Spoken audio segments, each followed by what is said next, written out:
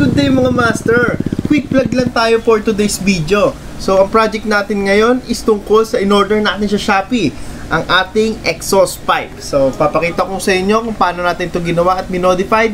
Let's go!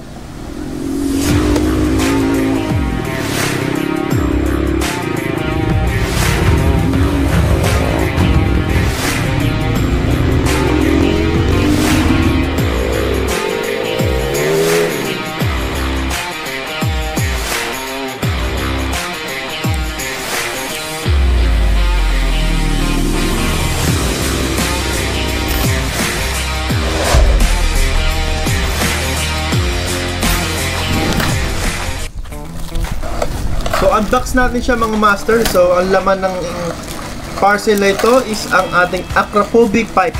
So nabili ko lang to from Shopee. Around 900 to 1,100 yung price range niya. So depende sa seller. Pili na lang kayo ng maganda reviews and maganda ang quality ng shop. So ayan po mga master, maganda ang quality. May kasama na rin po siyang adapter na idudugtong natin doon po sa pagpuputulan ng ating pipe para maging quick release siya. So, ayun mga master. Sa plastic niya mga master is may mga kasama rin siya. So, isa dito ang pinaka-bracket niya o yung holder ng ating pipe. So, ganyan na itsura niya. At meron din pong rubber na magka-clamp para hindi magasgas or hindi dumalas yung pipe para hindi malaglag. May kasama nga rin po siya mga master na slip-on spring kung saan ilalagay natin dun sa pinaka-pipe at dun sa ipag-weldingan natin na parang tenga dun sa tubo ng ating exhaust. So ganyan mga master, ganyan siya kinakabit. At ito po yung sinasabi kong parang tenga na pinagkakabitan ng kabilang dulo po ng spring. So ayun lang mga master, at yung bolt nya, let's go. Sa pagtanggal naman ng pipe natin mga master is simple lang. Tatanggalin lang po natin yung flaring sa tapat ng pipe, and then may makikita tayong mga bolt na nakakonekta sa ating pipe, at yun lang yung tatanggalin natin mga master. So simple lang yun, kayang-kaya natin yan. At kapag natanggal na natin mga master yung mga bolt, is pwede na natin hatakin palabas yung pipe. So ganyan lang mga master. Iilag lang natin yung bracket nya doon sa tatamaan sa loob ng chassis, at mahuhugot na natin ang buong pipe ng KRY. So pagtabihin natin ng stock pipe ng ating KRY at acrophobic, kung makikita natin mga master is halos parehas lang siya ng haba. So hindi magkakalayo yung forma ng ating motor. So ganyan mga master, ang gagawin lang natin is puputulin natin doon sa pinakadulo nung stock pipe ng ating KRY at idudugtong natin yung adapter. So ganyan ang kakalabasan niya mga master. At ilalagay natin yung pinakatenga niya kung saan ikakawit yung spring para maging quick release siya mga master. So umpisahan na natin. Let's go! So ulitin ko lang mga master is ganito ang gagawin natin. Puputulin lang natin yung stock pipe ng ating KRY doon sa pinakadulo, at idudugtong po natin yung adapter para maikabit natin yung acrophobic pipe. So ganyan mga master ang kakalabasan ng ating project. So putol lang at ikabit natin yung dalawang tenga kung saan nakakawit yung spring. Linyahan lang po natin mga master kung saan natin puputulin, and then grind na.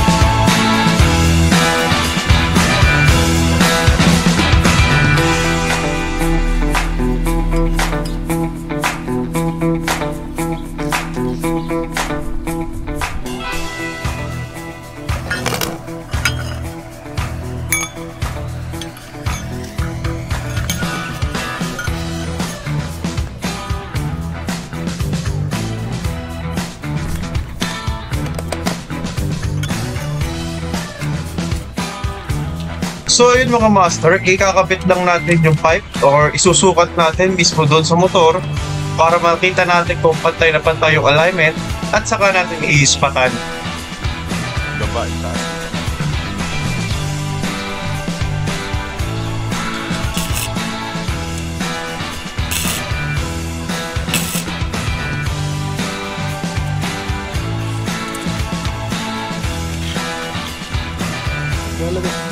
Kapag naispatan na natin mga master, is pwede na natin siyang tanggalin or pugutin and then ipo-pull weld na natin siya. So, ayan.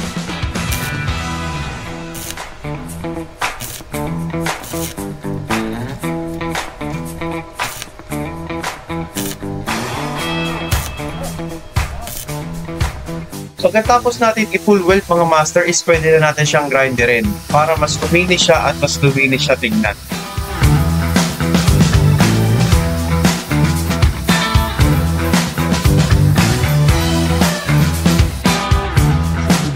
At ayun nga mga master, ginabit tayo at hindi na natin na video or napakita yung mga small na step. So, ang ginawa lang natin sunod is winelding po natin itong parang tenga na pagkakabitan ng kanyang slip-on.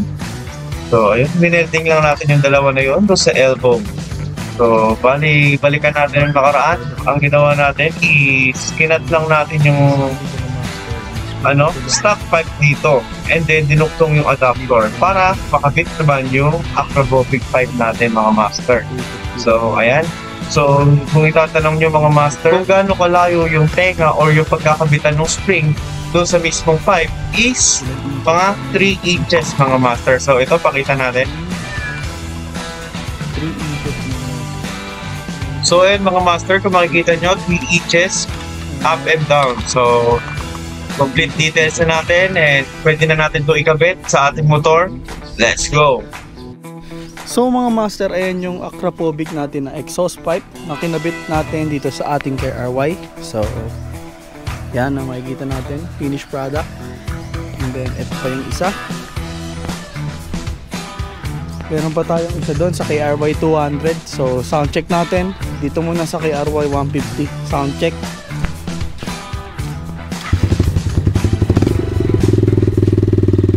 Idle. Bomba mo.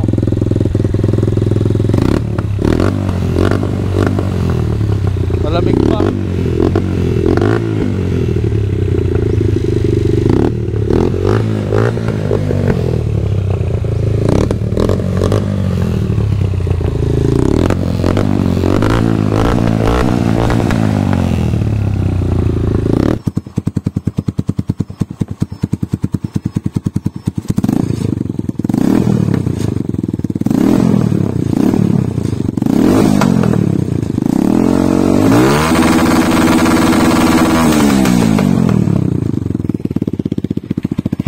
So ayan yung minor nya.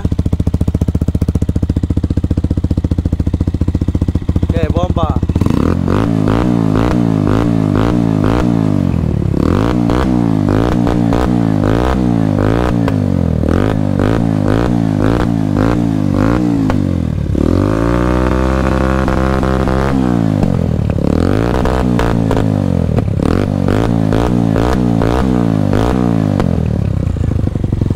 Dito ulit sa kabila.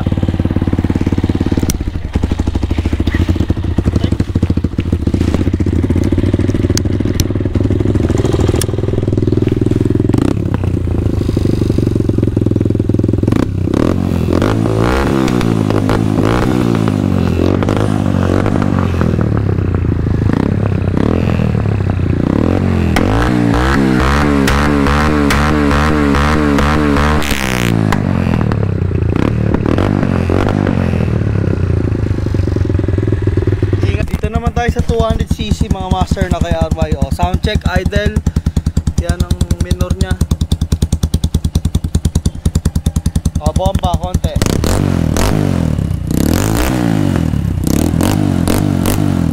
Grabe, galit na galit dito sa 200cc.